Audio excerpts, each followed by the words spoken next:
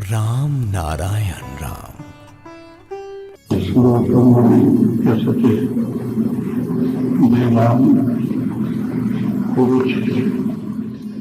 সেই গানের পরিপ্রেক্ষিতে এসব অনুরোধ জানিয়েছে আমাকে কিছু বলার জন্য।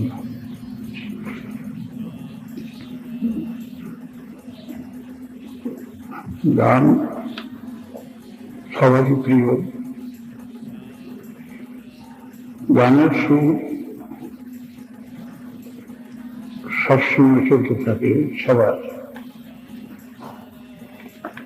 মানুষের শুধু নয়, জীব জগতে সবাই সুরে আছে। সুর বহু রকম, এক একজন এক একভাবে সাধনা করে আসছে। আর এমনি সাধারণত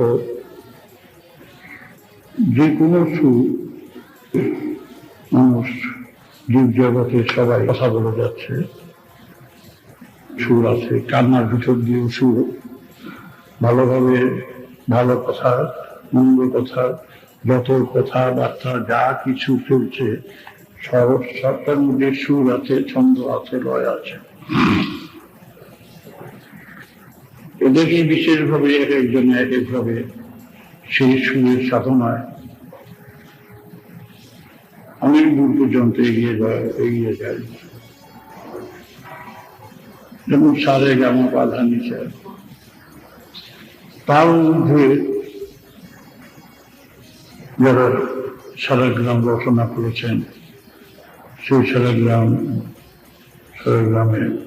মূলাধার, স্বাধিষ্ঠান, মণিপুর, অনাহত, বিশুদ্ধ, আজ্ঞা, সহস্র, এর ভিতর সেই সারেগামার সুর আছে।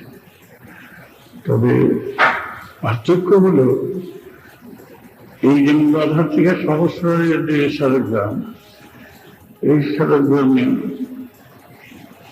অনেক পর্যন্ত সুরে পৌঁছানো যায় এবং বিশ্বের তত্ত্ব, যাবতীয় তত্ত্ব, গভীর তত্ত্ব খুঁজে পাওয়া যায় মূলবর্তিকা সহস্রের সাধনায়। সেটা হলো দেহবিনা যন্ত্র। আবার সারেগ্রাম, সারেগামাপাধনের সাথে যে সুর ছন্দলয় আছে, সেটা এখানকার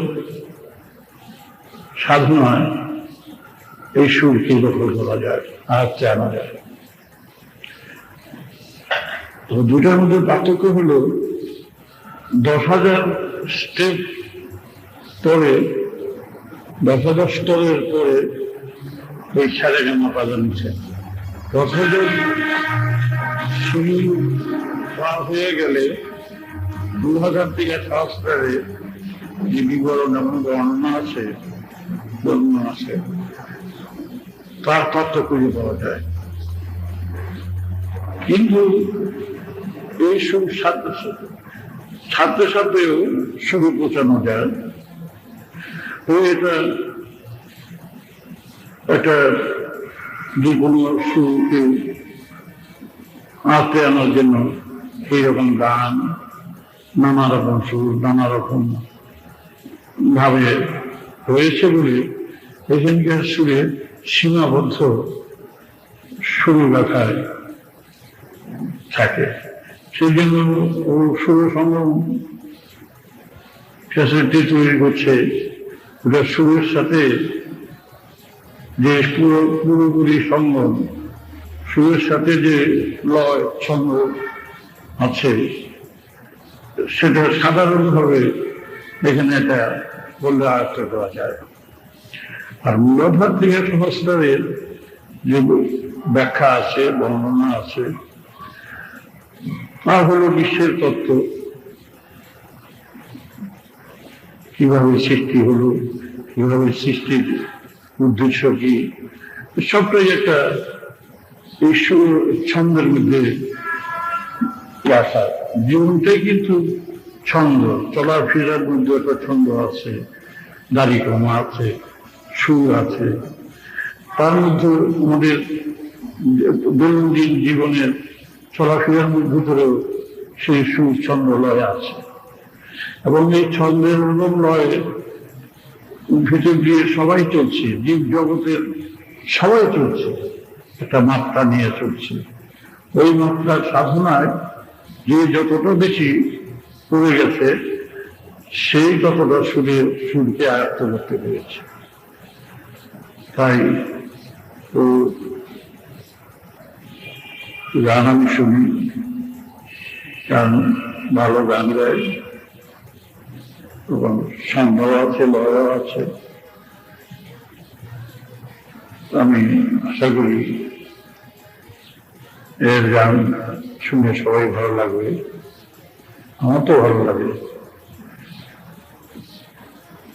এবং এই সুর থেকে যেন বেসুরে না বুঝে, বেসুরে যেন না যায়, এই সুরের ছন্দে নিজেকে যেন ছন্দে ধর্মে গীতে সর্বত্র সুরের ভিতরে থেকে সুরকে যেন আয়ত্ত করতে পারে, সেই সাধনাই হইল শ্রেষ্ঠ সাধনা।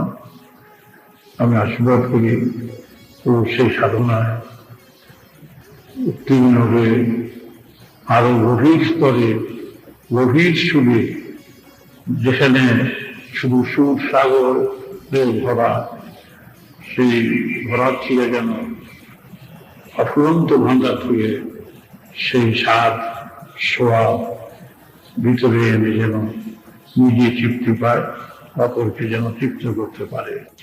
এটাই আজকের দিনে আশীর্বাদ জানালাম।